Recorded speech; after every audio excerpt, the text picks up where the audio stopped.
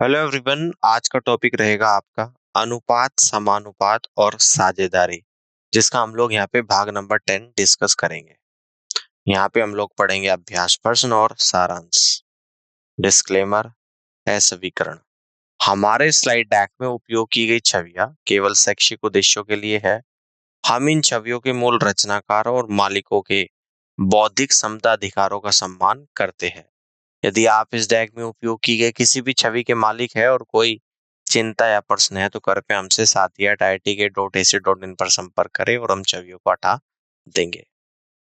फॉर्मूले of ratio and proportion देख लेते हैं। 3.1 अंश और हर दोनों को समान मात्राओं से गुणा करने पर अनुपात की प्रकृति नहीं बदलती है, अर्थात x/y।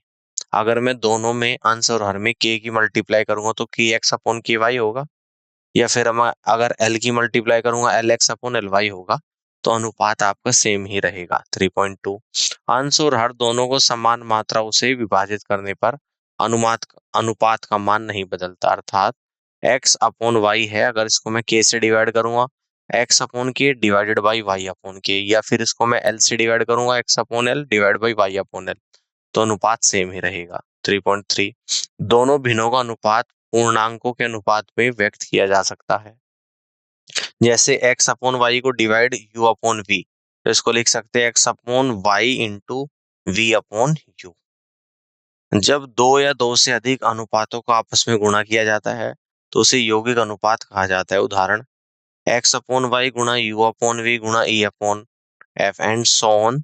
तो इसको क्या कहा जाएगा? यौगिक अनुपात। ऊपर वाले के ऊपर गुणा यानी कि k और नीचे वाले के नीचे गुणा यानी कि m/m। 3.5 को देख लेते हैं। यदि चार राशियां a, b, c और d एक समानुपात बनाती है तो भिन्न के गुणों द्वारा कई अन्य समानुपात निकाले जा सकते हैं। इन संक्रियाओं के परिणाम बहुत उपयोगी है। ये क्रियाएं है इन्वर्टेंडो। यदि a/b बराबर c/d, इसको हम लोग लिख सकते हैं b/a और d इक्वल टू d/c। ऑल्टरनेंडो, यदि a/b बराबर c/d, तो इसको लिख सकते हैं, इंटरचेंज करेंगे a/c बराबर b/d। कॉम्पोनेंडो, यदि a/b बराबर c/d, तो a में अगर b जोड़ दो a plus b/b equal to c plus d/d। Dividendo, a/b equal to c/d, तो a में से b को माइनस करूंगा a माइनस b बराबर c minus d/d। Componendo and dividendo, a/b बराबर c/d, तो a plus b divide by a minus b equal to c plus d divide by c minus d। 3.6 यदि दो संख्याएं a अनुपात b के अनुपात में है और इन संख्याओं का योग x है, तो ये संख्याएं क्रम से ax/a प्लस b और bx/a प्लस b होगी।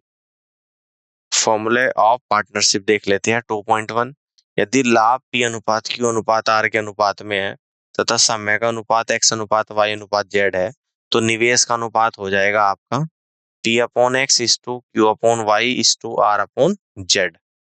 यदि निवेश a अनुपात b अनुपात c के अनुपात में है और उनके निवेश का समय x अनुपात y अनुपात z के अनुपात में है, तो उनके लाभ का अनुपात हो जाएगा ax अनुपात by अनुपात cz के अनुपात में होगा।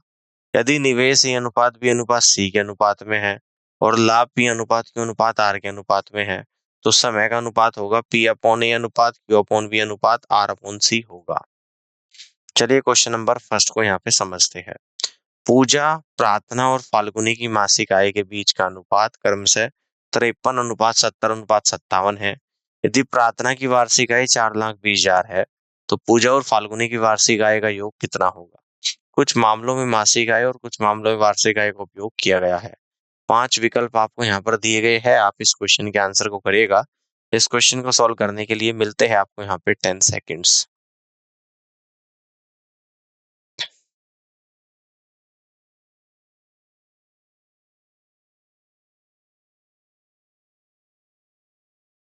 चलिए इस क्वेश्चन को यहाँ पे समझते हैं। देखिएगा यहाँ पे क्या दे रखा, ध्यान से देखिएगा। यहाँ पे प्रार्थना की वार्षिक आय दे रखी है और प्रार्थना क्या है यहाँ पर 70 के अनुपात में, तो 70x मान लेते हो। 70x बराबर 4,20,000, x बराबर 4,20,000 बटे 70 यानी 6,000। तो पूजा की आय कितनी हो जाएगी? 53x, 53 गुना 6,000 3,18,000। फाल्गुनी की आय 57x, तो 57 गुना 6,000 यानी कि 3,42,000। तो कुल आई 3,18,000 प्लस 3,42,000 यानी कि 6,60,000 होगी, और सी इज द राइट आंसर। आगे बढ़ते हैं, क्वेश्चन नंबर सेकंड को समझते हैं। 52% छात्रों ने कॉलेज से सर्वेक्षण में भाग लिया। सर्वेक्षण में भाग नहीं लेने वाले छात्रों की संख्या और भाग लेने वाले छात्रों की संख्या के बीच अनुपात क्या है? 5 विकल्प आपको यहाँ पर दिए गए हैं, आप इस क्वेश्चन के आंसर को करिएगा। इस क्वेश्चन को सॉल्व करने के लिए मिलते हैं आपको यहाँ पे 10 सेकेंड्स।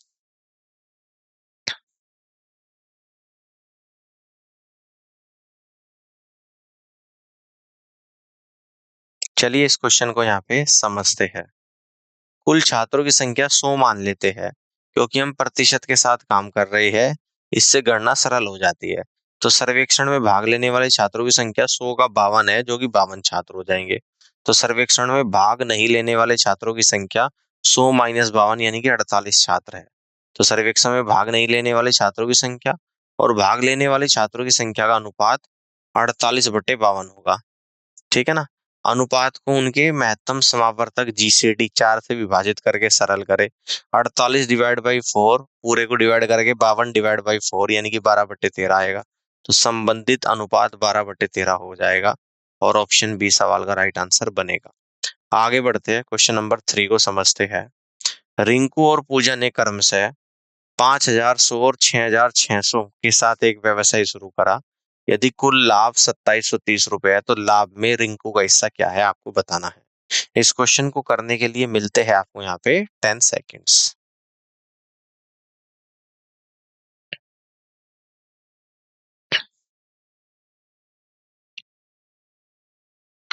चलिए इस क्वेश्चन को यहाँ पे समझते हैं। रिंकू और पूजा की पूंजी का अनुपात कितना हो जाएगा? 5100/6,600।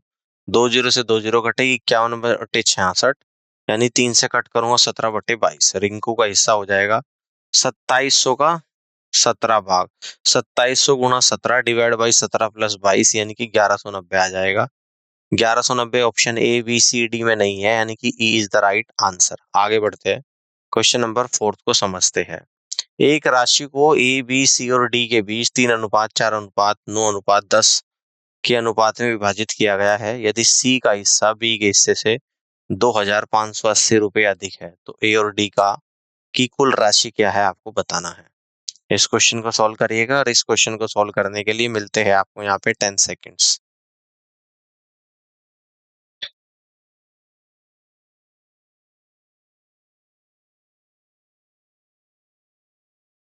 चलिए इस क्वेश्चन को यहाँ पे समझते हैं। दिए गए अनुपात में ए बी सी और डी के हिस्से 3:4:9:10 के अनुपात में है। मान लेते हैं कि ए बी सी और डी के हिस्से 3x 4x 9x और 10x है। हमें दिया गया है कि सी का हिस्सा बी के हिस्से से 2580 रुपये अधिक है। तो हम समीकरण लिख लेते हैं। 9x बराबर 4x प्लस 2580। तो x के लिए हल करते हैं। 9x माइनस 4x बराबर 2580। तो 5x बराबर 2580, x बराबर 2580/5। तो x बराबर 516 आ गया। तो a का हिस्सा 3x, तो 3 गुणा 516 1548। डी का हिस्सा 10x, 10 गुणा 516 बराबर 5160। ए और डी का कुल धनराशि 1548 प्लस 5160 यानी कि 6,708। ए और डी की कुल धनराशि 6,708 है। सी इज द राइट आंसर। आगे बढ़ते हैं, क्वेश्चन नंबर 5 को समझते हैं। एक राशि को पी क्यू और आर के बीच 5:6:7 के अनुपात में बराबर बांटा जाना है। दूसरी राशि को एस और टी के बीच बराबर बांटा जाना है। यदि एस को पी से 21 रुपए कम मिला है, तो क्यू को कितनी राशि प्राप्त हुई है आपको बताना है। 5 ऑप्शंस आपको यहाँ पर दिए गए हैं, आप इस क्वेश्चन के आंसर को करिएगा। इस क्वेश्चन को सॉल्व करने के लिए मिलते हैं आपको यहाँ पे 10 सेकेंड्स।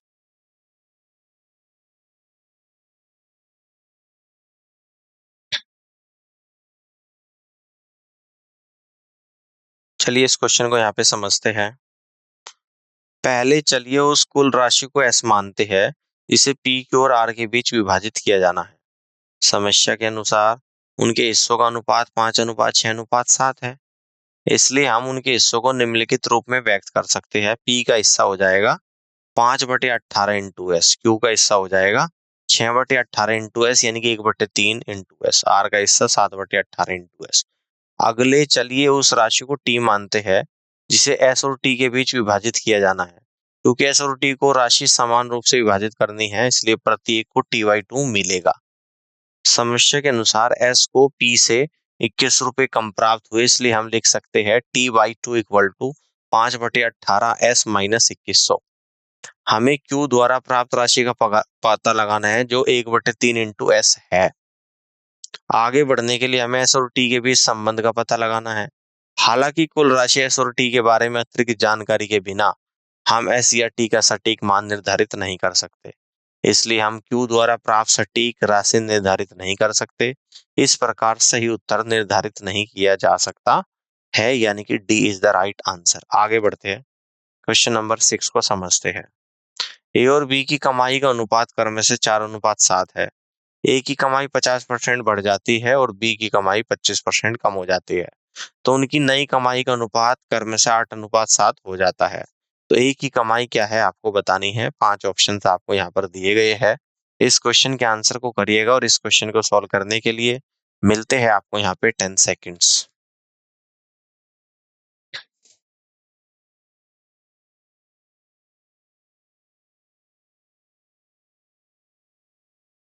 चलिए इस क्वेश्चन को यहाँ पे समझते हैं। प्रश्न के अनुसार ए अपॉन बी बराबर 4/7 इक्वेशन 1 और A into 1 + 50/100 bracket close divided by B into 1 - 25/100 है ना। 50% बढ़ रहा, 25% घट रहा, इक्वल टू 8/7। तो 2a/b equal to 8/7 equation second. समीकरण 1 और 2 से हम ए और बी की कमाई नहीं निकाल सकते हैं, तो डेटा अपर्याप्त है, D is the right answer है। आगे बढ़ते हैं, क्वेश्चन नंबर 7 को समझते हैं। 80% एक संख्या का दूसरी संख्या के 3/5वें हिस्से के बराबर है। पहली और दूसरी संख्या के बीच का अनुपात क्या है आपको बताना है। 5 ऑप्शंस आपको यहाँ पर दिए गए हैं, आप इस क्वेश्चन के आंसर को करिएगा और इस क्वेश्चन को सॉल्व करने के लिए मिलते हैं आपको यहाँ पे 10 सेकेंड्स।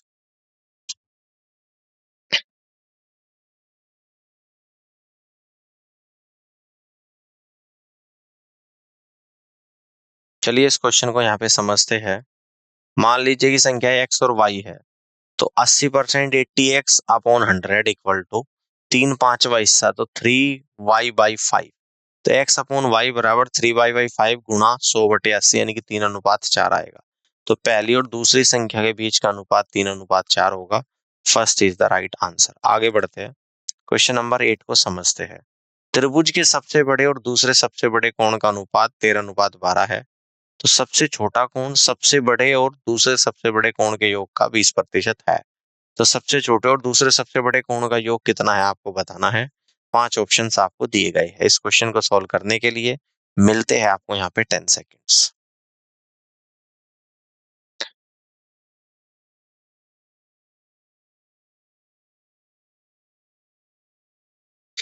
चलिए इस क्वेश्चन को यहाँ पे समझते हैं।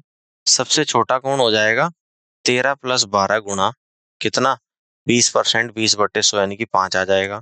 तो कोणों का अनुपात 13:12:5। सबसे छोटे और दूसरे सबसे बड़े कोण का योग 180 गुणा 12 + 5 डिवाइडेड बाई 13 + 12 + 5। तो 180 गुणा 17/30 यानी कि 102 degree. D is the right answer. आगे बढ़ते हैं, क्वेश्चन नंबर 9 को समझते हैं। पिता माता और बेटी की वर्तमान आयु के बीच का अनुपात 7:6:2 है। माता और बेटी का आयु के बीच का अंतर 24 वर्ष है। वर्तमान में पिता की आयु क्या है आपको बताना है। 5 ऑप्शंस आपको दिए गए हैं, इस क्वेश्चन के आंसर को करिएगा। इस क्वेश्चन को सॉल्व करने के लिए मिलते हैं आपको 10 सेकेंड्स।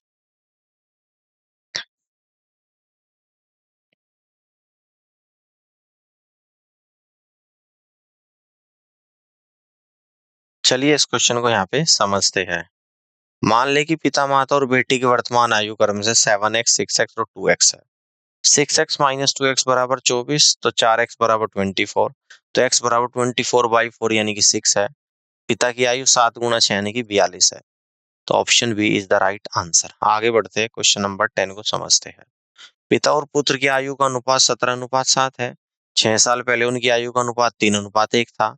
तो पिता की वर्तमान आयु क्या है आपको बताना है। 5 ऑप्शन आपको दिए गए हैं। इस क्वेश्चन के आंसर को करिएगा और इस क्वेश्चन को सॉल्व करने के लिए मिलते हैं आपको 10 सेकेंड्स।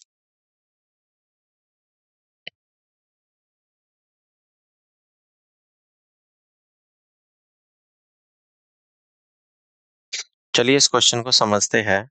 मान ले कि पिता और पुत्र की वर्तमान आयु क्रम से 17x और 7x है। तो 17x में से 6 साल पहले की उम्र देखेंगे 17x-6, और 7x में 6 साल पहले की उम्र 7x-6, और 6 साल पहले का अनुपात 3:1 है। क्रॉस मल्टीप्लाई करेंगे, 21x-17x इक्वल टू 18-6, तो x बराबर 12/4 यानी कि 3 आ जाएगा। पिता की वर्तमान आयु 17 × 3 यानी 51 वर्ष है, और B is the right answer. आगे बढ़ते हैं, क्वेश्चन नंबर 11 को समझते हैं। एक राशि को ए, बी, सी और डी के बीच 3:5:9:13 के अनुपात में विभाजित किया गया है। यदि सी का हिस्सा ए के हिस्से से 2412 रुपए अधिक है, तो बी और डी का कुल धनराशि क्या है आपको बताना है। 5 ऑप्शंस आपको यहाँ पर दिए गए हैं, इस क्वेश्चन के आंसर को करिएगा। इस क्वेश्चन को सॉल्व करने के लिए मिलते हैं आपको यहाँ पे 10 सेकेंड्स।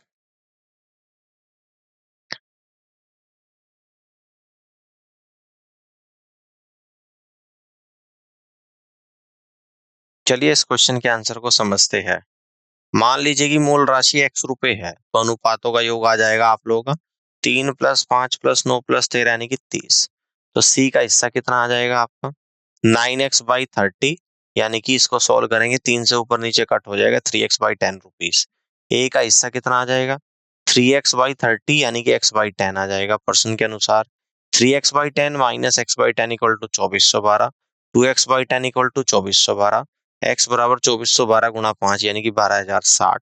बी और डी के द्वारा प्राप्त राशि 5 + 13, बी और डी /30 × 12060 यानी 7236 आ जाएगा, और B is the right answer. आगे बढ़ते हैं, क्वेश्चन नंबर 12 को समझते हैं। वर्तमान में कविता की उम्र सरिता की उम्र से दोगुनी है। 8 साल बाद कविता और सरिता की उम्र के बीच का अनुपात 22:13 होगा। कविता की वर्तमान उम्र क्या है आपको बताना है। 5 ऑप्शंस आपको यहाँ पर भी दिए गए हैं, आप इस क्वेश्चन के आंसर को करिएगा। इस क्वेश्चन को सॉल्व करने के लिए मिलते हैं आपको यहाँ पे 10 सेकेंड्स।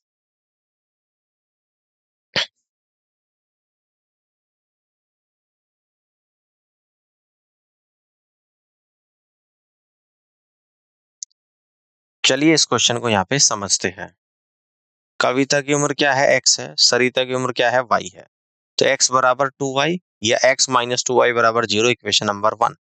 8 साल बाद कितनी हो जाएगी x + 8 डिवाइड बाई y + 8, अनुपात हो जाएगा 22/13। क्रॉस मल्टीप्लाई करेंगे 13x + 104 बराबर 22y + 176।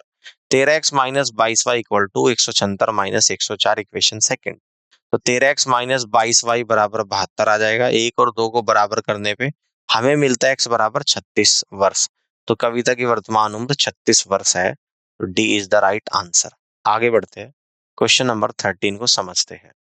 सुषमा और करिश्मा की वर्तमान आयु का अनुपात क्रमशः 6:7 है। 8 साल के बाद उनकी आयु का अनुपात क्रमशः 8:9 होगा। तो 12 साल के बाद उनकी आयु का क्रमशः अनुपात क्या होगा। 5 ऑप्शंस आपको यहाँ पर भी दे रखे हैं, इस क्वेश्चन के आंसर को करिएगा।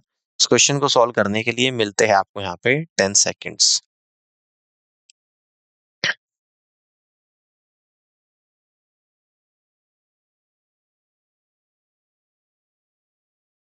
चलिए इस क्वेश्चन को यहाँ पे समझते हैं।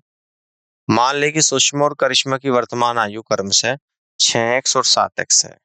तो 8 साल के बाद क्या हो जाएगा 6x + 8/7x + 8, 8/9 हो जाएगा। इसकी क्रॉस मल्टीप्लाई करेंगे, यानी कि 56x + 64 बराबर 54x + 72।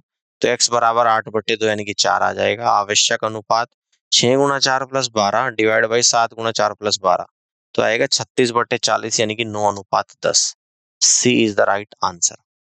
आगे बढ़ते हैं, क्वेश्चन नंबर 14 को समझते हैं।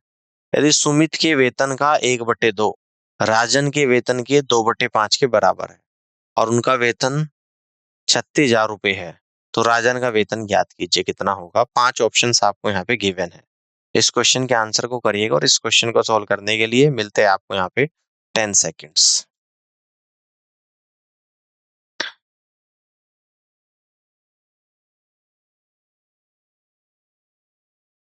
चलिए इस क्वेश्चन को यहाँ पे समझते हैं। सुमित और राजन के वेतन का अनुपात कितना आ जाएगा, सुमित और राजन का, ठीक है ना।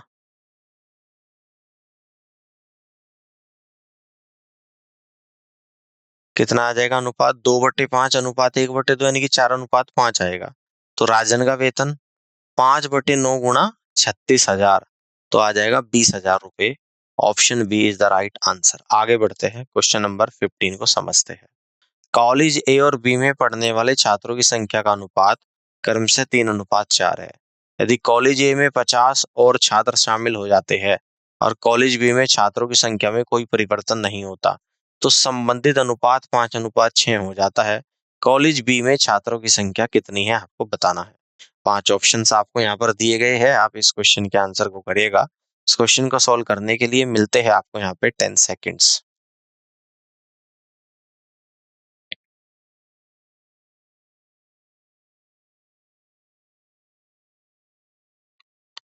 चलिए इस क्वेश्चन को यहाँ पे समझते हैं। A/B बराबर कितना है? 3/4। या क्रॉस मल्टीप्लाई करेंगे 4A-3B इक्वल टू 0, इक्वेशन 1। ए में अगर 50 छात्र और आ जाए, A प्लस 50/B बराबर कितना है? अनुपात 5/6। क्रॉस मल्टीप्लाई करेंगे 6A plus 300 equal to 5B। 6A minus 5B बराबर -300, इक्वेशन सेकंड। एक और दो को बराबर करने पे हमें मिलता है B बराबर 600, यानी कि D is the right answer. आगे बढ़ते हैं, क्वेश्चन नंबर 16 को समझते हैं। 671 रुपए को ए बी सी के बीच इस प्रकार विभाजित करें कि यदि उनके हिस्से को 3 रुपए, 7 रुपए और 9 रुपए से बढ़ा दिया जाए तो शेष राशि का अनुपात 1:2:3 हो। 5 ऑप्शंस आपको यहाँ पर दिए गए हैं, आप इस क्वेश्चन के आंसर को करिएगा। इस क्वेश्चन को सॉल्व करने के लिए मिलते हैं आपको यहाँ पे 10 सेकेंड्स।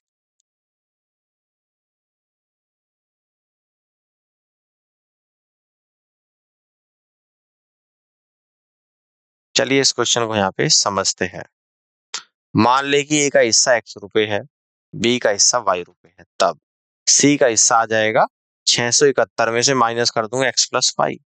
अब x प्लस 3 3 7 और 9 रुपए से बढ़ा दिया गया, इस to y plus 7 is to 671 minus x plus y plus 9, और ये अनुपात हो जाता है 1:2:3। तो x प्लस 3 इस to y plus 7 is to 600, ये कितना आ जाएगा? 680 minus x plus y equal to 1:2:3। तो यानी कि x plus 3 equal to 1/6 into 690, यानी कि 115। x बराबर 112 आ जाएगा। साथ ही y प्लस 7 बराबर 2/6 गुना 690, यानी कि 230, तो y बराबर 223 आएगा। c का हिस्सा 671 में से 112 और 223 को माइनस करूंगा, 336 यहाँ पर निकल कर आ जाएगा। तो 112, 223, 336 first is the right answer. आगे बढ़ते हैं, क्वेश्चन नंबर 17 को समझते हैं। बीना और मीना ने 35,000 रुपए और 56,000 रुपए की राशि का निवेश करके एक बुटीक शुरू किया। यदि बीना का उनके द्वारा अर्जित लाभ में हिस्सा 45,000 रुपए है, तो कुल अर्जित लाभ कितना है आपको बताना है। 5 ऑप्शन आपको यहाँ पर दिए गए हैं, आप इस क्वेश्चन के आंसर को करिएगा और इस क्वेश्चन को सॉल्व करने के लिए मिलते हैं आपको यहाँ पे 10 सेकेंड्स।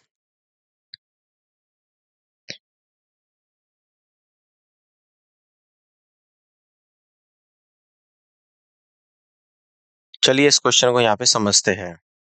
मान लेते हैं कि कुल लाभ x रुपए है, पूंजी का अनुपात 35,000 अनुपात 56,000, यानी कि 5:8। बीने का हिस्सा 5/13 गुना x इक्वल टू 45,000, तो x की वैल्यू आएगी 45,000 गुना 13/5, यानी कि 1,17,000। तो कुल लाभ 1,17,000 है, तो D is the right answer. आगे बढ़ते हैं, क्वेश्चन नंबर 18 को समझते हैं। स्कूल में कुल लड़कों की संख्या स्कूल में कुल लड़कियों की संख्या से 16% अधिक है। स्कूल में कुल लड़कों और कुल लड़कियों की संख्या का अनुपात क्या है? 5 ऑप्शंस आपको दिए गए हैं, आप इस क्वेश्चन के आंसर को करिएगा। इस क्वेश्चन को सॉल्व करने के लिए मिलते हैं आपको यहाँ पे 10 सेकेंड्स।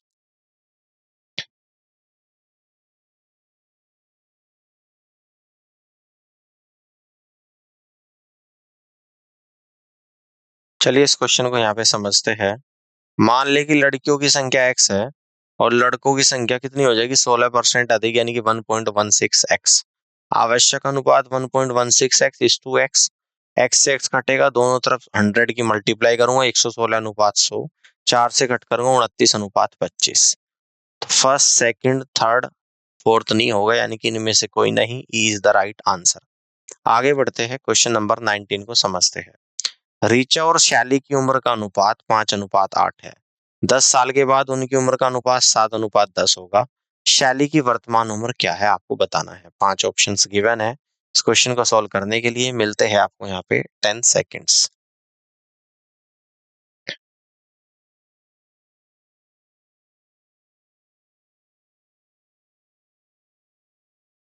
चलिए इस क्वेश्चन को यहाँ पे समझते हैं। मान लेते हैं कि ऋचा और शैली की वर्तमान उम्र 5x और 8x है। प्रश्न के अनुसार 10 साल के बाद कितनी हो जाएगी? 5x plus 10 divide by 8x plus 10 equal to 7/10। Cross multiply करेंगे 56x प्लस 70 बराबर 50x प्लस 100। तो 56x माइनस 50x बराबर 100 माइनस 70। तो 6x बराबर 30, x बराबर 30/6 यानी कि 5 आ जाएगा। शैली की वर्तमान उम्र 8x 8 गुना 5 यानी कि 40 वर्ष होगी। B is the right answer. आगे बढ़ते हैं, क्वेश्चन नंबर 20 को समझते हैं। सेमिनार की शुरुआत में पुरुष प्रतिभागियों की संख्या का अनुपात महिला प्रतिभागियों की संख्या से 3:1 था। चाय के ब्रेक के दौरान 16 प्रतिभागी चले गए और 6 और महिला प्रतिभागी ने पंजीकरण कराया। अब पुरुष और महिला प्रतिभागियों का अनुपात 2:1 हो गया। सेमिनार की शुरुआत में कुल प्रतिभागियों की संख्या कितनी थी आपको बताना है। इसके दे रखे आप लोग यहाँ पे 5 ऑप्शन और इस क्वेश्चन को सॉल्व करने के लिए मिलते हैं आपको यहाँ पे 10 सेकेंड्स।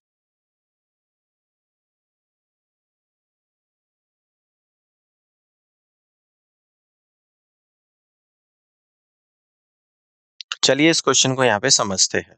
मान लेते हैं कि पुरुष और महिला प्रतिभागियों की संख्या 3x और x है, इसलिए कुल प्रतिभागियों की संख्या 4x है। चाय के ब्रेक के दौरान पुरुष प्रतिभागियों की संख्या 4x माइनस 16 गुना 3/4 इक्वल टू 3x माइनस 12 और महिला प्रतिभागियों की संख्या 4x माइनस 16 गुना 1/4 प्लस 6 और इक्वल टू x प्लस 2। अब हो जाएगा 3x minus 12 divide by x plus 2 equal to 2/1।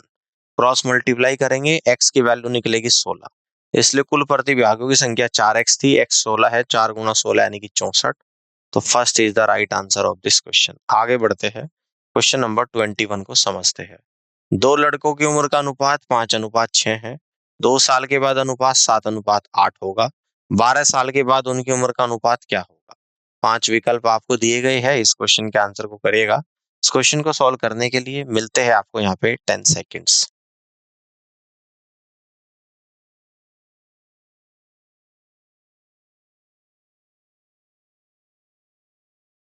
चलिए इस क्वेश्चन को यहाँ पे समझते हैं। मान ले कि उम्र x और y है, तो x अपॉन वाई बराबर 5/6। या क्रॉस मल्टीप्लाई करेंगे तो यहाँ से आएगा 6x माइनस 5y बराबर 0। 2 साल के बाद की बात करें तो x plus 2 divide by y plus 2 equal to 7/8 आएगा। क्रॉस मल्टीप्लाई करेंगे 8x प्लस 16 बराबर 7y प्लस 14। तो 8x माइनस 7y बराबर -2। पहली और दूसरी को बराबर करने पे हमें क्या मिलता है? x बराबर 5, y बराबर 6। तो 12 साल के बाद x 17 आ जाएगा, y 18। तो अनुपात हो जाएगा 17:18। तो D is the right answer. आगे बढ़ते हैं, क्वेश्चन नंबर 22 को समझते हैं। पिंकू, रिंकू और टिंकू 4200 रुपए की राशि को अपने बीच 7:8:6 के अनुपात में विभाजित करते हैं। यदि प्रत्येक की हिस्सेदारी में 200 रुपए जोड़े जाते हैं तो उनकी हिस्सेदारी की राशि का नया अनुपात क्या होगा? आपको बताना है। 5 ऑप्शंस आपको यहाँ पर दिए गए हैं। इस क्वेश्चन को सॉल्व करने के लिए मिलते हैं आपको यहाँ पे 10 सेकेंड्स।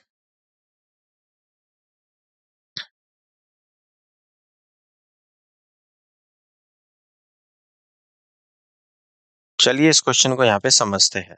ए, बी और सी के द्वारा प्राप्त राशि का अनुपात 7:8:6 है। अनुपातों का योग 7 प्लस 8 प्लस 6 यानी कि 21 है। प्राप्त राशि पिंकू को कितनी होगी? 7/21 गुणा 4200 यानी कि 1400। रिंकू को 8/21 गुणा 4200 यानी कि 1600। टिंकू को 6/21 गुणा 4200 यानी कि 1200। प्रश्न के अनुसार प्रत्येक की हिस्सेदारी में 200 रुपए जोड़ने पर आवश्यक अनुपात 14 में 200 जोड़ूंगा 1600, 1600 में 200 जोड़ूंगा 1800, 1200 में 200 जोड़ूंगा 1400। तो यहाँ पे कैंसिल आउट करने के बाद जो आपका सिंप्लीफाइड रेशियो आएगा 8:9:7 यानी कि D is the right answer. आगे बढ़ते हैं, क्वेश्चन नंबर 23 को समझते हैं। ए ने एक व्यवसाय में 64,000 रुपए का निवेश किया। कुछ महीनों के बाद बी ने 48,000 रुपए के साथ उसमें शामिल हो गया। वर्ष के अंत में कुल लाभ को उनके बीच 2:1 के अनुपात में विभाजित किया गया। तो बी कितने महीनों के बाद शामिल हुआ आपको बताना है। 5 ऑप्शन आपको यहाँ पर दिए गए हैं। इस क्वेश्चन के आंसर को करिएगा और इस क्वेश्चन को सॉल्व करने के लिए मिलते हैं आपको यहाँ पे 10 सेकेंड्स।